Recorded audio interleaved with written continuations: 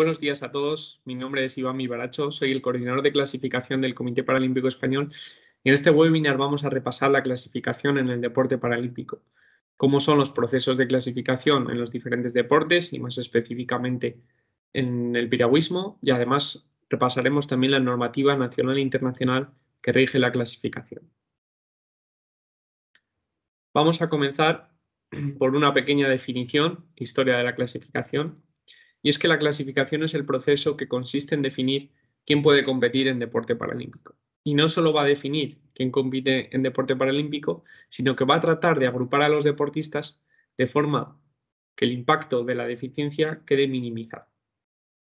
Esto va a permitir que sean las cualidades deportivas del deportista lo que determinen que el deportista tiene éxito en la competición y que no influya la severidad de la deficiencia pues, en el resultado de la competición.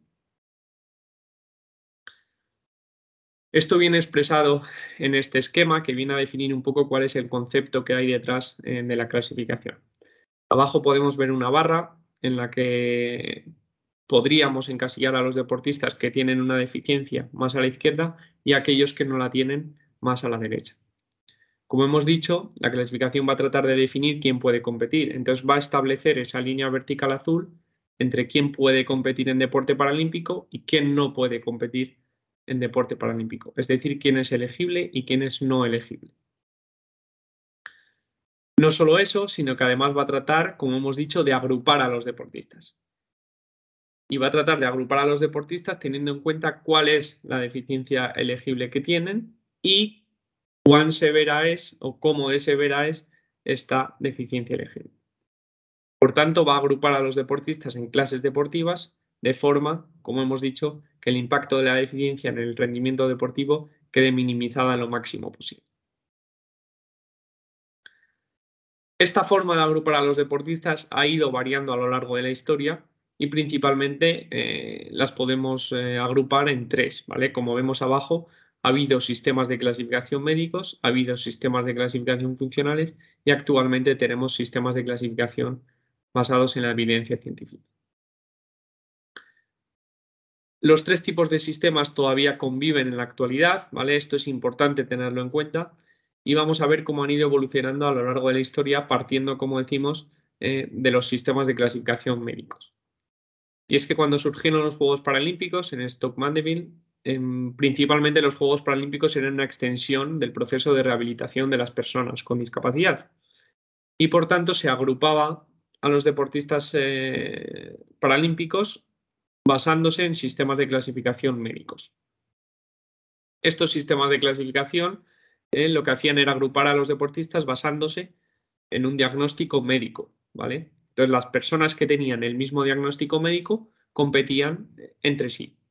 Esto causaba que la clasificación, como decimos, era igual para todos los deportes. Es decir, una persona con una lesión completa L2 siempre iba a competir con una persona con una lesión completa L2 independientemente del deporte. Y no solo eso, sino que además tenían, vamos a decir, el problema que es que había personas con una funcionalidad similar, es decir, tú para tirar en tiro con arco pues únicamente necesitas la acción del tren superior y no necesitas la acción de las piernas para prácticamente nada, por lo que deportistas con una lesión completa L2 iban a competir en clases completamente diferentes a, por ejemplo, una persona con una doble amputación cuando probablemente su funcionalidad era la misma. Vale. Estos sistemas de clasificación médicos, como hemos indicado antes, todavía prevalecen a día de hoy, ¿vale? Y prevalecen a día de hoy principalmente en las clases deportivas de personas con deficiencia visual. Y es que las clases deportivas de personas con deficiencia visual son iguales para todos los deportes y son tres, ¿vale? Que son las que aparecen detalladas ahí, B1, B2 y B3. Son tres clases deportivas en las cuales vamos a agrupar a los deportistas basándonos en criterios médicos. Y estos criterios médicos son la agudeza visual y el campo visual. Entonces, dependiendo de los baremos de agudeza visual y campo visual que el oftalmólogo sea capaz de analizar, agrupará al deportista en una u otra clase. Como decimos, es igual para todos los deportes y está únicamente basada en criterios médicos. Cuando llegaron los Juegos de Barcelona, 1992, y la cantidad de deportistas que participaban en los Juegos aumentó considerablemente respecto al inicio de los primeros Juegos Paralímpicos, pues surgía un problema, y es que al agrupar personas basadas en diagnósticos médicos, tenemos una multitud de diagnósticos médicos prácticamente infinita, ¿vale?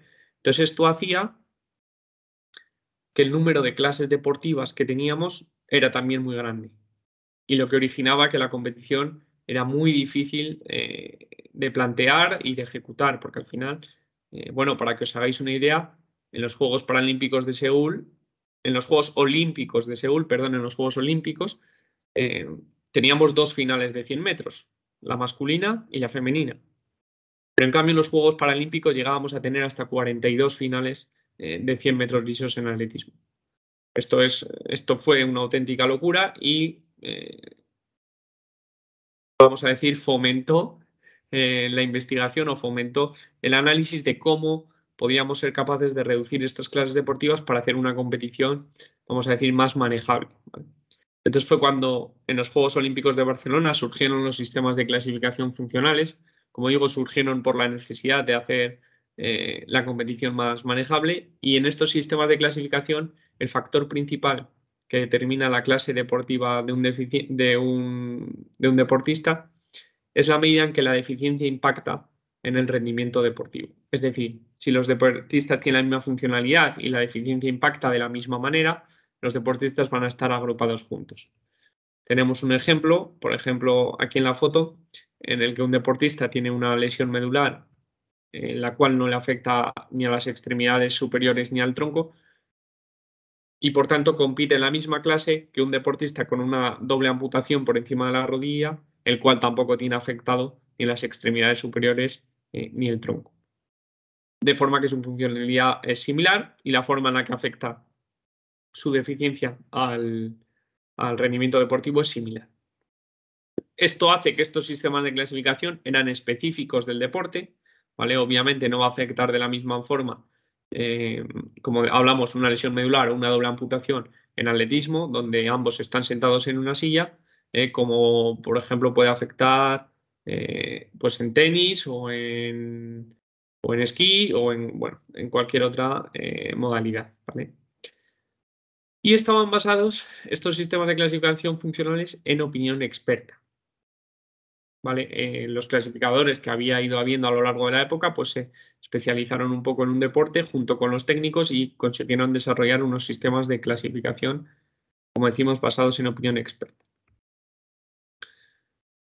Esto se fue, vamos a decir, utilizando durante bastantes años, durante unos 15 años, hasta que en 2007 el Comité Paralímpico Internacional lanzó el Código de Clasificación Internacional, que es la normativa por la cual se rigen todos los procesos de clasificación. Esto surgió prácticamente, vamos a decir, por necesidad, ya que los Juegos Paralímpicos se fueron profesionalizando mucho y los deportistas también se fueron profesionalizando. Entonces, bueno, digamos que acababan presentando demandas contra el Comité Paralímpico Internacional por problemas en clasificación o contra los clasificadores. Entonces, digamos que surgió la idea de profesionalizar y de profesionalizar los procesos de clasificación. Entonces, en 2007 nació este código de clasificación, que posteriormente fue reeditado y ampliado en 2015, y el cual ya sentaba las primeras bases de los sistemas de clasificación basados en evidencia científica. Y, vamos a decir, obligaba a las federaciones internacionales a basar sus sistemas de clasificación en evidencia científica y no simplemente en opinión, sino que, vamos a decir, que la forma en la que dividíamos a los deportistas en clases deportivas debían estar basadas en evidencia científica. Por tanto, y de igual forma vamos a decir que surgía con los sistemas de clasificación funcionales, los deportistas en estos sistemas de clasificación basados en evidencia científica son clasificados en base a la limitación en la actividad que provoca la deficiencia. Como decimos, las clases deportivas y el criterio de eficiencia mínima tenían que estar basados según estudios científicos, y el estudio de la relación entre la deficiencia y el rendimiento deportivo pues permitía combinar deficiencias que a lo mejor no tenían por qué tener la misma funcionalidad. Por ejemplo, lo podemos ver muy claro con natación, en el cual, por ejemplo, aquí tenemos el ejemplo de la clase S6, en la cual compiten deportistas con deficiencias de diferente naturaleza, pero que se ha demostrado científicamente que la forma en la que impactan en el rendimiento deportivo es similar, ¿vale? Por ejemplo, tenemos un deportista con una hemiparesia a la izquierda, luego tenemos un deportista con una lesión medular, pues el que quizás va arrastrando las piernas cuando está nadando, o un deportista con baja estatura, que obviamente debido a la corta longitud de sus extremidades, pues no puede generar la misma fuerza, o un deportista con una doble amputación, que obviamente tampoco puede generar la misma fuerza al empujar únicamente con un lado de su cuerpo, ¿no? Pues esto se ha analizado científicamente y se ha determinado que estos deportistas pueden competir juntos porque la competición es justa, ¿vale? Entre ellos. Entonces, como decimos, lo que el futuro de la clasificación está buscando es que las clases deportivas se reduzcan y a la vez permitan combinar deficiencias elegibles entre sí, pero que eso no haga que la competición deje de ser justa. Piragüismo, como hizo su debut paralímpico en Río 2016, ya partió con un sistema de clasificación basado en la evidencia científica. Todo esto, como decimos, o todos estos procesos están basados en una normativa regida a nivel internacional y, vamos a decir, reflejada a nivel nacional, que permite regir todos los procesos de clasificación. Primero, a nivel nacional, y como hemos visto antes, tenemos el Código de Clasificación del Deportista, que va acompañado de 5 estándares internacionales y que rige cómo debe ser la clasificación a nivel mundial. Este código de clasificación, a su vez, obliga a los comités paralímpicos nacionales, en este caso el Comité Paralímpico Español, a crear su propio código español de clasificación y a velar por el cumplimiento del Código Internacional de Clasificación. Por tanto, en 2020, el Comité Paralímpico Español lanzó este Código Español de Clasificación en el deporte paralímpico y que, si os interesa, podéis ver en el link que os dejo abajo. Este código lo que trata de resumir son todos los conceptos que deben tenerse en cuenta a la hora de elaborar un reglamento y que las federaciones españolas deben tener en cuenta a la hora de elaborar un reglamento y, por supuesto, elaborar estos reglamentos siempre en cumplimiento con el Código Español de Clasificación. Por tanto, como acabamos de decir, el Código Español de Clasificación es el documento sobre el que se basa la clasificación en España. Va a detallar las políticas y responsabilidades que todos los agentes involucrados tienen en materia de clasificación y se aplica a todas las federaciones deportivas españolas y deportistas que compitan en una modalidad deportiva presente en el programa paralímpico. Hay otros deportes que no están presentes en el deporte paralímpico, pues como puede ser la escalada, el karate, la vela, bueno, muchos otros deportes que no tienen por qué estar en cumplimiento con el Código Español de Clasificación, pero sí vamos a decir que es recomendable para ellos, porque bueno, así además se preserva la integridad de la clasificación. Como hemos dicho, en consecuencia, el reglamento de clasificación de la Real Federación Española de Piragüismo se ha tenido que adaptar y elaborar un reglamento que sea público, que esté en castellano y que esté en concordancia con la Federación Internacional que rige el deporte y en cumplimiento con el código, tanto en internacional como en nacional. Este reglamento debe tener las mismas clases deportivas, mismas deficiencias elegibles y mismos procesos de evaluación que tiene el reglamento internacional, pero además se permite que se creen clases deportivas o se dé cabida a deficiencias elegibles adicionales para promover la participación de personas con discapacidad en nuestro país. Por tanto, el Reglamento de Clasificación Nacional de Piragüismo parte de la influencia de una serie de agentes, como son el Comité Paralímpico Español, con su Código Español de Clasificación, la Federación Internacional de Piragüismo, con su reglamento internacional, y el Comité Paralímpico Internacional, con su Código Internacional de Clasificación y sus estándares internacionales. Todos ellos, vamos a decir, ya adaptados al territorio español, hace que se genere este Reglamento de Clasificación Nacional de Piragüismo, que es en el que se detallan todas las políticas referentes a la clasificación de este deporte. Este reglamento contiene una serie de conceptos que vamos a pasar a desarrollar a continuación y que iremos repasando uno por uno, ¿vale? Los dejo aquí enumerados y, como digo, ahora vamos a ir parando en cada uno de ellos para verlos con detalle. Vamos, por tanto, a repasar los diferentes contenidos que la normativa contiene, ¿vale? En este caso, el reglamento de la Real Federación Española de Piraguas.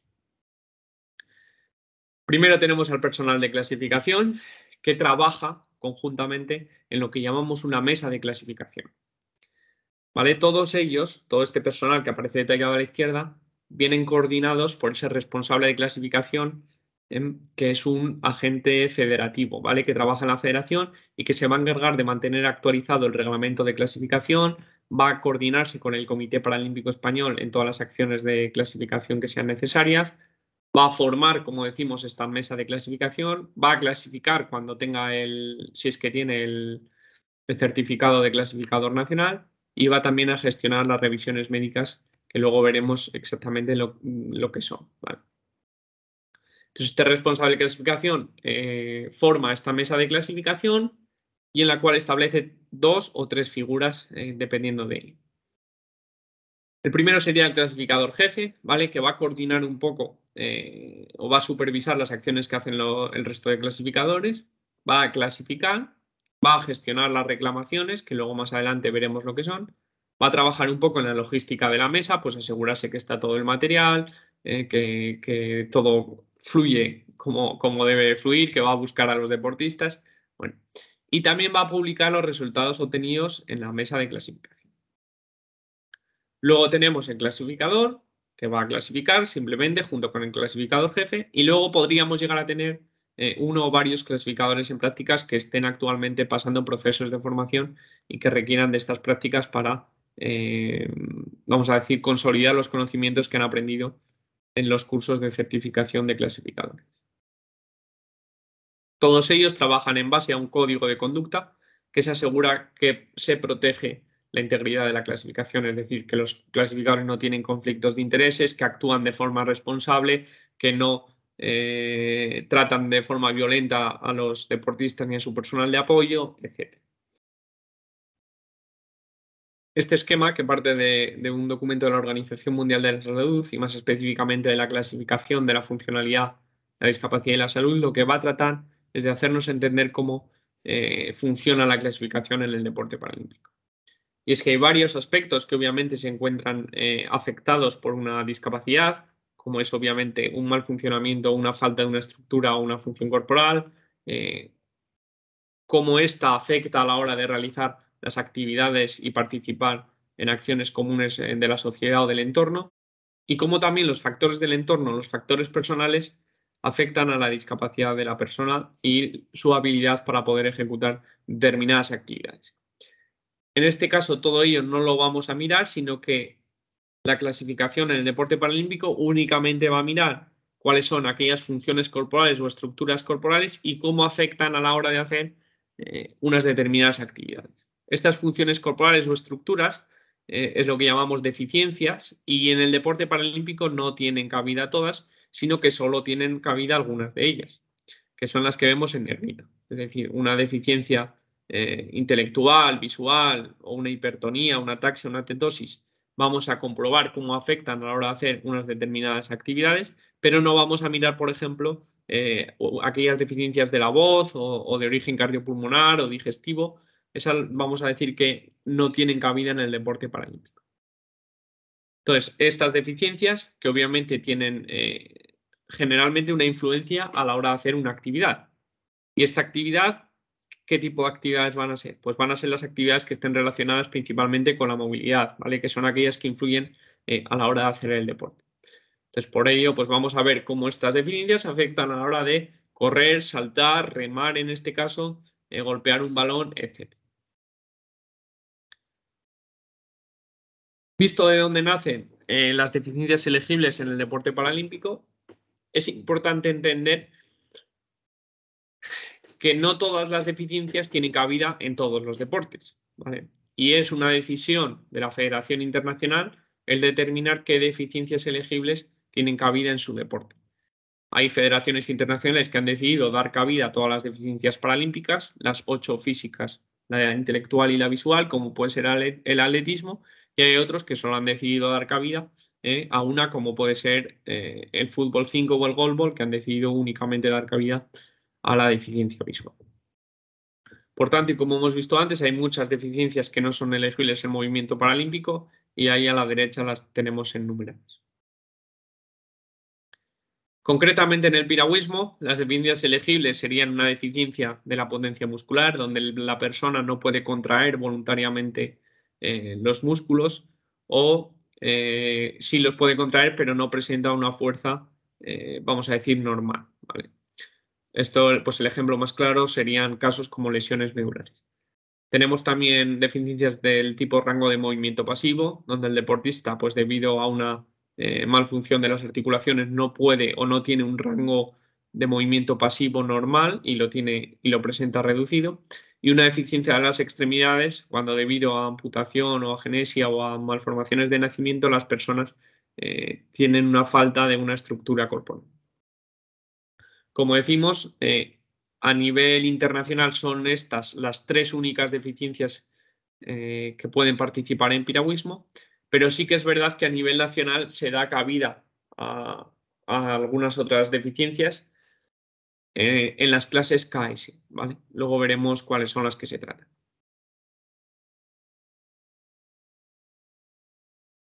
Una vez hemos conocido cuáles son las deficiencias elegibles que pueden participar en piragüismo, vamos a pasar a repasar el criterio de deficiencia mínima. Este criterio lo que va a determinar es cuál es la severidad de la deficiencia que permite que el deportista pueda participar en deporte paralímpico y cuál es esa severidad que hace que el deportista ya no pueda competir en deporte paralímpico porque digamos que la deficiencia no le afecta significativamente a la hora de hacer el deporte en cuestión. Vamos a verlo con un ejemplo en el que tenemos primero una amputación unilateral de 2 falanges de una mano. Y vamos a ver que, por ejemplo, en tenis de mesa se considera con esa deficiencia que el deportista puede competir porque se determina que le afecta significativamente a la hora, por ejemplo, de agarrar la pala con la que juegas a tenis de mesa. En cambio, se ha determinado que en atletismo, en ninguna prueba, que te falten 2 dedos de una mano, 2 falanges, perdón, de una mano, se ha determinado que no influye a la hora de hacer una carrera o unas pruebas de salto, ¿vale? Por tanto, esa deficiencia en tenis de mesa sí podría competir, pero en atletismo no podría competir. Cuando pasamos a otra deficiencia, como puede ser una amputación unilateral por debajo del codo, vamos a ver que en tenis de mesa obviamente sigue pudiendo competir porque le afecta significativamente a la hora de jugar a tenis de mesa. En las pruebas de 100 y 400 metros se ha determinado que esas personas con esa deficiencia sí pueden competir porque el braceo es muy importante a la hora de generar impulso y una persona con una extremidad más corta, en este caso por una amputación, va a ver ese impulso afectado significativamente. En cambio, en las pruebas de larga distancia, más de 400 metros, medio fondo y fondo, se ha determinado que una persona con una amputación unilateral por debajo del codo no puede competir porque el impulso, vamos a decir, ya no es tan importante y por tanto no le afecta significativamente en el rendimiento del deporte, en este caso en las pruebas de atletismo de larga distancia. Luego tendríamos una amputación unilateral por encima del codo, en el cual de nuevo vemos que en tenis de mesa y en el atletismo las pruebas de corta distancia sí puede competir y ya se ha comprobado pues, que esta deficiencia también afecta a la hora de competir en pruebas de larga distancia de atletismo. Como decimos, todo esto está basado en evidencia científica y es por eso y es de esta forma en la que se escribe o se determina cuál es ese criterio de deficiencia mínima que va a separar las personas que pueden competir en un deporte de las que no. Ahora vamos a pasar a ver cómo es el proceso de evaluación del deportista, que consta de varios puntos, pero el primero de ellos obviamente es el de valorar si el deportista tiene o no una deficiencia elegible para el movimiento paralímpico. En este caso vamos a verlo para el piragüismo. Entonces, primero el deportista tendrá que aportar un documento que se llama formulario de diagnóstico médico, en el cual él va a marcar cuál de las deficiencias elegibles tiene, ¿vale? Este documento está firmado por un profesional de la salud que va a ser el que lo va a rellenar.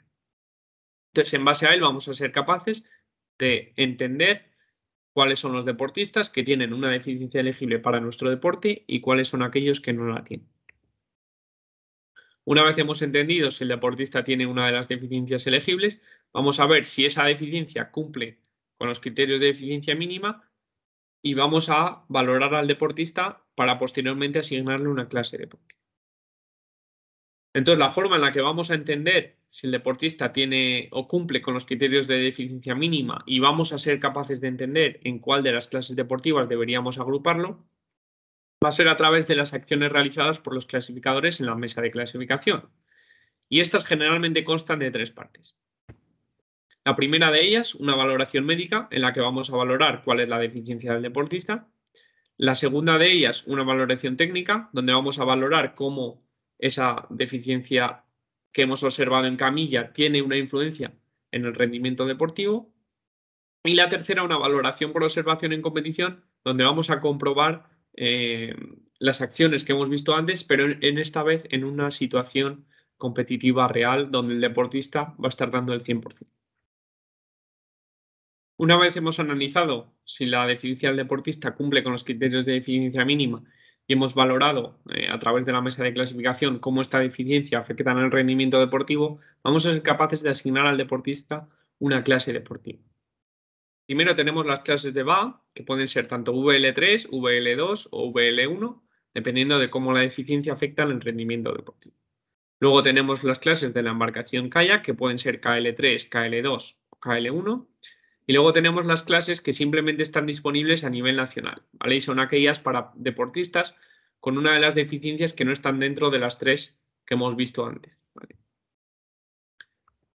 En todas ellas, cuanto mayor es el número de la clase, menor va a ser la influencia de la deficiencia en el rendimiento deportivo. Por lo tanto, un deportista de la clase KL3 va a tener una menor influencia de la deficiencia en su rendimiento deportivo que un deportista de la clase KL1. Una vez hemos asignado una clase deportiva, vamos a asignarle un estatus de clase deportiva.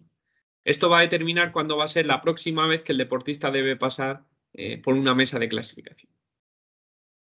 Los deportistas entran a la competición con un estatus nuevo. Esto va a determinar que son nuevos deportistas que se someten por primera vez a una mesa de clasificación y, por tanto, cuando un deportista se inscriba en la competición con un estatus de clasificación nuevo, lo que va a determinar es que el deportista obviamente va a tener que pasar clasificación en esa primera oportunidad. Luego tenemos los deportistas C con un estatus confirmado, que esto quiere decir que el panel, una vez ha realizado la evaluación del deportista, considera que la clase que ha asignado va a ser estable en el tiempo, ya que la deficiencia del deportista es estable y no va a ir cambiando a lo largo del tiempo. Esto querrá determinar que el deportista nunca más es necesario que vuelva a clasificarse de nuevo, a no ser que se produzca un cambio en el reglamento de clasificación. Luego tenemos el estatus de revisable, que esto lo van a asignar los clasificadores cuando la deficiencia sea demasiado inestable o fluctuante o el deportista se encuentre en un estado inmaduro o, vamos a decir, no estén 100% seguros de la clase que han asignado al deportista.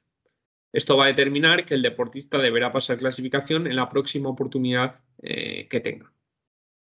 Y por último tenemos el estatus revisable con fecha de revisión fijada, que lo que va a determinar es que el deportista deberá pasar clasificación en una fecha determinada. En este caso, en la primera oportunidad del año que indique este estatus, ¿vale? Entonces este estatus siempre va a ser, por ejemplo, revisable 2025, revisable 2026.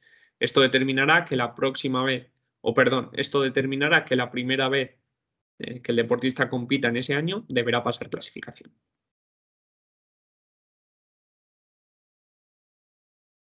Todos los procesos que hemos repasado traen o vienen acompañados de unas opciones de protesta que le dan al deportista la oportunidad, vamos a decir, de revertir las acciones tomadas por un panel de clasificación. La primera de ellas es el proceso de revisión médica, que el deportista puede presentar cuando se produzca un cambio en la deficiencia del deportista o un cambio en la naturaleza de la deficiencia. Cuando el deportista ve agravada su deficiencia por algún problema o por causas del diagnóstico, puede presentar un formulario de revisión médica que va a permitir, si este es aceptado, que se produzca una nueva evaluación y que por tanto el deportista pueda ser revisado. Cuando el deportista esté en desacuerdo con la clase deportiva asignada durante una mesa de clasificación, siempre que tenga una razón objetiva para presentarlo, podrá presentar una reclamación. Esta reclamación debe ir acompañada del pago de una tasa y en el caso de que la reclamación sea aceptada, pues se producirá una nueva evaluación del deportista. Si esta nueva evaluación causa un cambio en la clase deportiva del deportista, se devolvería la tasa que el deportista aporta. Por último, tenemos el proceso de apelación. La apelación se trata de un proceso más serio y formal que el que puede ser el de la reclamación, y es cuando el deportista está en desacuerdo con los procedimientos que ha utilizado el panel de clasificación para evaluar al deportista. Cuando los clasificadores no actúen de una forma correcta o no actúen siguiendo el reglamento, el deportista podría presentar una apelación que generalmente es resuelta por los servicios jurídicos de la Federación. Esta apelación de nuevo va acompañada de una tasa y en el caso de que fuera aceptada se produciría una nueva evaluación del deportista.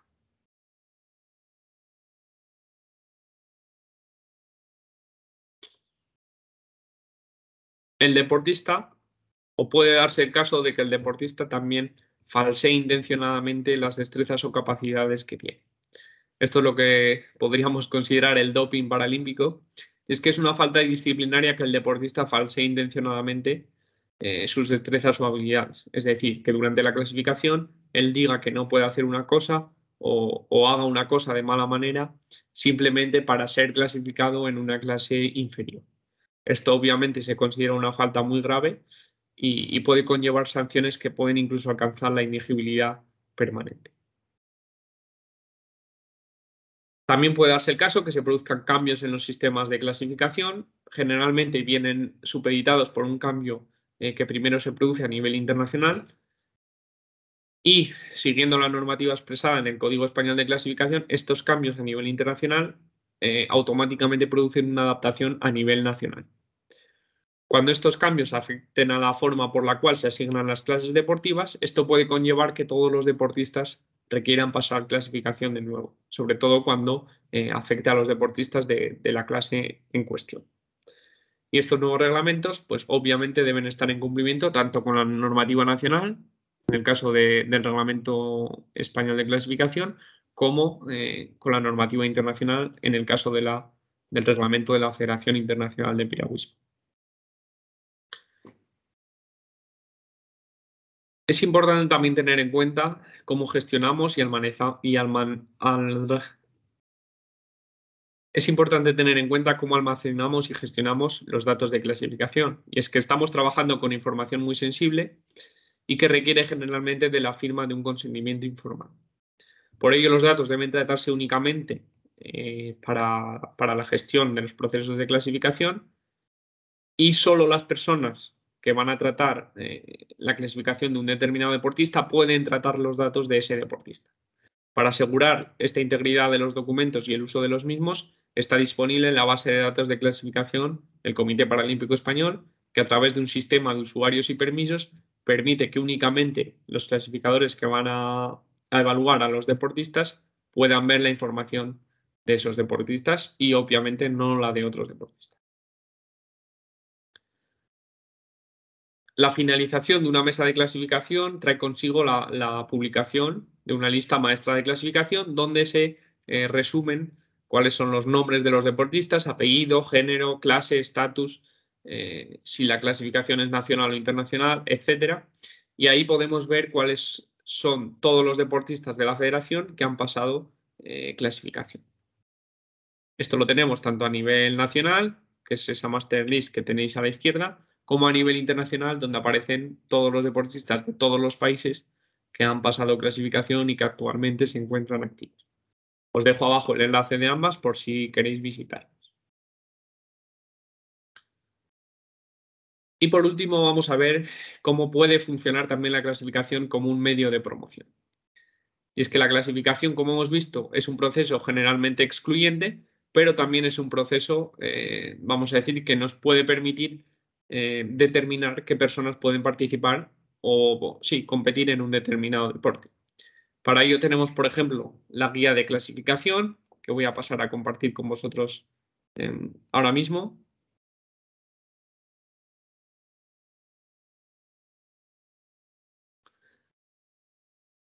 Y aquí tenemos la guía de clasificación en el deporte paralímpico, desarrollado por la Universidad Miguel Hernández de Elche en colaboración con el Comité Paralímpico Español. Esta guía lo que trata de resumir es brevemente cuáles son las deficiencias elegibles que tenemos en el movimiento paralímpico. También nos va a definir qué deportes existen en el movimiento paralímpico y nos va a hacer una pequeña introducción acerca de la clasificación, pues el esquema de clasificación, funcionalidad y discapacidad y salud que hemos visto anteriormente, o la historia de la clasificación, etc. Pero como digo, lo más interesante es que si vamos a un deporte en cuestión, aquí tenemos el índice y, por ejemplo, vamos a ir a piragüismo. Haciendo clic en el deporte en cuestión nos va a dirigir directamente al deporte del que se trata. Y en cada uno de los deportes tenemos en rojo aquellas deficiencias elegibles que están disponibles a nivel internacional y en los Juegos Paralímpicos, y aquellas en grises que están disponibles a nivel nacional. Haciendo clic en el QR o escaneándolo con el móvil nos va a llevar directamente al lugar de la federación donde están colgados todos los documentos de clasificación, y además nos van a mostrar una pequeña descripción de todas las clases deportivas, ya sean de kayak, de BAG o de las clases que no son paralímpicas.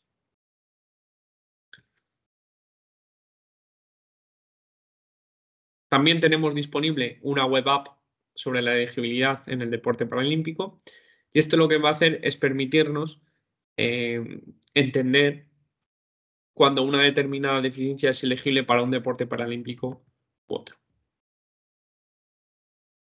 Esta web app presenta una página de introducción, que es la siguiente, y una vez entramos nos permite seleccionar cuál es nuestra deficiencia. Podemos elegir, por ejemplo, una deficiencia de la potencia muscular, que hemos visto, sobre todo en extremidades inferiores, que está disponible para piragüismo. Y una vez elegimos la deficiencia, nos va a filtrar automáticamente qué deportes cuentan con esta deficiencia. Vamos a ver, por ejemplo, el caso de piragüismo, kayak. En este caso, para poder competir en kayak, el criterio de deficiencia mínima será presentar una pérdida de mínimo 4 puntos en el test de evaluación de las piernas. Además, debe haber un déficit de la fuerza muscular a nivel de la cintura, rodilla o tobillo que afecte negativamente al rendimiento de la canoa. Esto es muy interesante porque si alguna vez trabajáis con deportistas con discapacidad y creéis que no son elegibles en piragüismo, pero pueden serlo en otros deportes, pues podéis ver cómo con esa misma deficiencia podemos comprobar si el deportista, por ejemplo, es elegible en atletismo, por ejemplo. Entonces aquí vemos cuáles serían los criterios de atletismo. Esto nos permite, como digo, ser capaces de derivar a deportistas a deportes en los que sí son elegibles y que por tanto pueden tener un desarrollo futuro a nivel internacional. Os dejo también el link aquí abajo por si queréis echar un vistazo a esta web app. Por último, me gustaría dejaros un enlace a este vídeo sobre clasificación de la discapacidad en el deporte paralímpico, que resume todo lo que hemos visto a lo largo de hoy y quizás da algunos detalles adicionales a los que haya podido contaros. Por lo que os recomiendo que al terminar este webinar paséis o echéis un vistazo a este vídeo que trata de resumir, como digo, todo lo que hemos visto a lo largo de hoy. Y nada, esto ha sido todo. Muchísimas gracias por participar en este webinar. Estaremos encantados de resolver cualquier duda que tengáis. Para ello podéis contactar bien a la federación o me podéis contactar a mí a través de este enlace. O si deseáis formaros en clasificación en el deporte paralímpico, también podéis contactar tanto al Comité Paralímpico Español como a la Real Federación Española de Piragüismo. Muchas gracias y espero que haya sido de vuestra utilidad. Un saludo a todos.